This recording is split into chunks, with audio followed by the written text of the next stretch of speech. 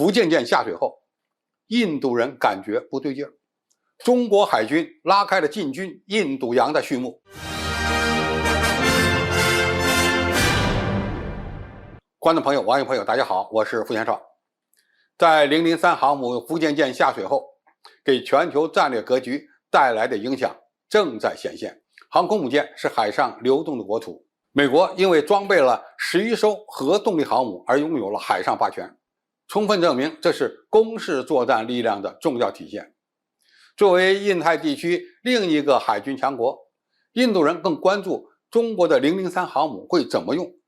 他们提出的问题是：中国的航母是用于干涉主义政策还是保护主义政策呢？近日，《亚洲时报》发表了帕提·萨塔姆的文章。萨塔姆在文章中称，003航母将开启中国海军进军印度洋的序幕，但是并不会对印度构成威胁。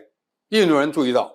，003型福建舰是目前全球仅次于美国核动力航母的最大的常规动力航母，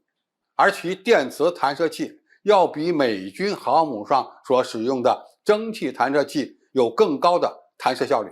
中国人研发的电磁弹射器也有可能比福特级航母上使用的电磁弹射器更稳定、更优异。003航母可以起降固定意义的舰载预警机，以护航编队组成强大的海上作战群，能够在远离中国本土的区域执行作战任务。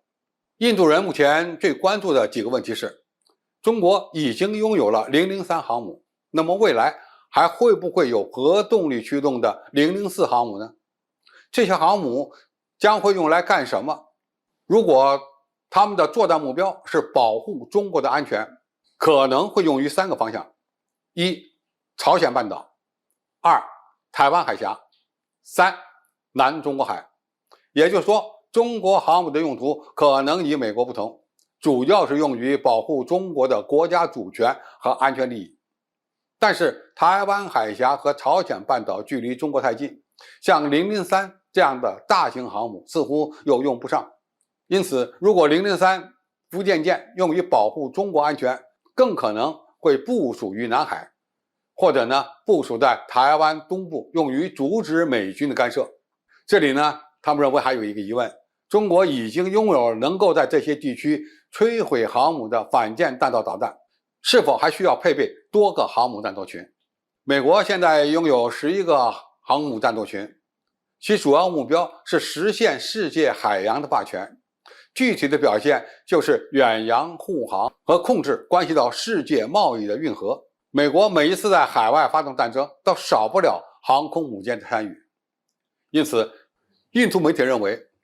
美国由于拥有强大的航母作战力量，因此在和印度和其他国家打交道时，其态度都相对强硬。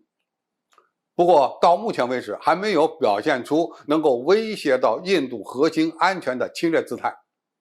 印度的战略学者普遍认为，中国发展003航母的目标是基于保护主义和不干涉主义的角色，旨在维护中国的海上交通线。中国从来不把印度当成主要关注点，不管是伙伴还是对手，都是次要的。这句话印度人自己听起来不舒服，但却真实地反映了中国对印度的态度。因此，中国发展航母的目标与美国不一样，主要是用于维护中国的海外经济安全利益和航行安全。这是印度人对中国发展航母力量的一种理解。那么，中国为什么会发展庞大的航母战斗群呢？可能包含这么几个方面。第一，最重要的一点就是保护我们的贸易交通线。中国现在是世界上最大的贸易国，需要有与之相对应的航母作战力量来维护自己的利益。第二，是出于保护中国海外利益以及海外中国人的需要。随着我国海外投资数量的扩大，也需要航母这样的移动国土来进行威慑，以避免被强盗所威胁。如果有了强大的航母战斗群，在海外的中国公民和华人就可以避免很多悲剧的发生。第三，维护中国统一的需要，通过航母战斗群在台湾东部海域建立上千公里的防御纵深，